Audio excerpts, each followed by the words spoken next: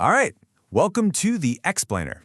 Today we're going to dive into a really profound Buddhist framework, one that's all about completely transforming how we see the world and, ourselves. Okay, so let's just jump right in with this really powerful, kind of paradoxical idea. If the knowledge you're gaining only confirms what you think you already know, you're not actually learning. You're just building thicker walls around your own little box. And according to this Zen teaching, that's not wisdom. That's actually a trap. So that just begs the question, right? If just piling up more facts and confirming our biases isn't the answer, then what does it even mean to be truly wise? What does a mind like that actually look like? Well, the answer lies in this incredible framework known as the Four Wisdoms. And this isn't just some list of nice ideas to think about. It's literally a roadmap for evolving your consciousness towards what these teachings call liberation. So here they are, the four pillars of this whole thing. Marvelous observing wisdom, equality nature wisdom, accomplishing wisdom, and the great perfect mirror wisdom. Each one is a different but deeply connected part of what makes up a fully awakened mind. Now here's where it gets really interesting. It's how we actually approach these wisdoms. It's not just one single straight line. The philosophy splits the entire journey into two totally distinct stages. Think of it like this. You've got the causal stage, which is basically the path, the actual work you can do right now to cultivate your mind. And then you have the fruit stage, which is like the destination, the amazing states of wisdom that pop up as a natural result of all that hard work. And get this is so important. Two of these wisdoms, they aren't some far-off pie-in-the-sky goal that you can only dream about. Nope. They're part of that causal stage, which means they're practical tools we can start using today, right now. Okay, so let's dive into these two foundational wisdoms, the ones that really make up the path of practice that we can all walk. So first up, we've got the marvelous observing wisdom. And yeah, you should think of this like developing a mental superpower. It's the ability to look at any person, any object, any situation, and see the whole intricate web of causes and conditions that brought it into being and all the effects that will ripple out from it. It's this really deep method of analysis. With this kind of wisdom, you could look at a person and understand exactly why they're struggling, tracing it all the way back to their past actions. Or you could look at something as simple as a chair and just get it. The wood, the design, the labor, all the pieces that had to come together.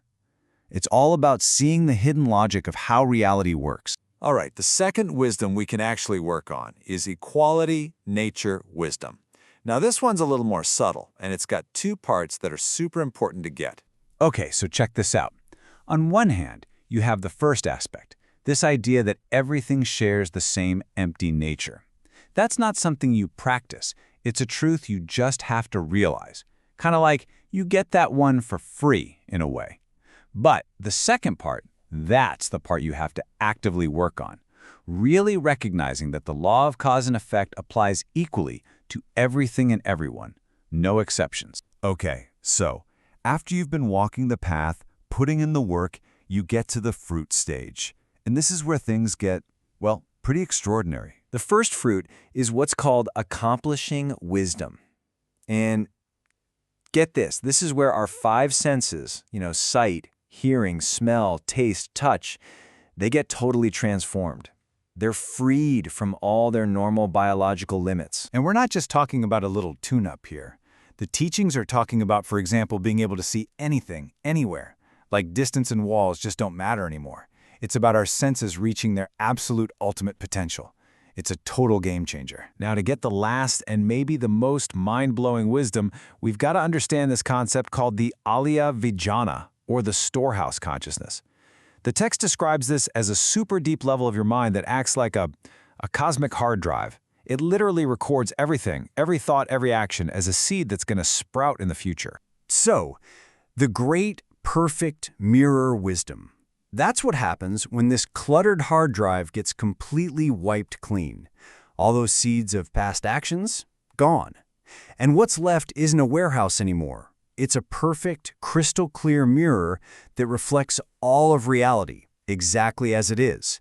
No distortion, no judgment, no attachment, just pure reflection. So, how in the world does that happen? How does a cluttered mental warehouse, full of all our old baggage, turn into a perfect, flawless mirror? What's the secret? You know, the explanation the master gives for this is it's so simple it's stunning. We fill up that storehouse because we grab onto our experiences. We think they're solid, we think they're real. We're basically mistaking the movie for reality. But the very moment you truly realize it's all just an illusion, you stop clinging. And then you can finally clear it all out. And that right there, it brings this whole massive framework right back to you and me, right here, right now. It leaves us with a question that's, well, it's both huge and incredibly practical. If you look at your own mind, your own daily habits of thinking and reacting, what seeds are you planting? What are you choosing to store in your warehouse, moment by moment?